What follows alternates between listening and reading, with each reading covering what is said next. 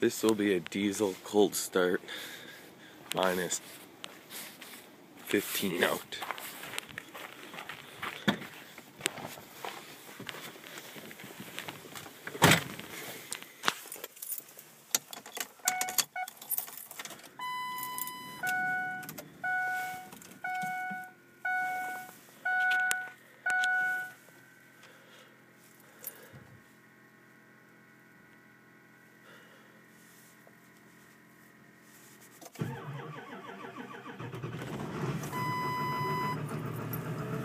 Starting not bad.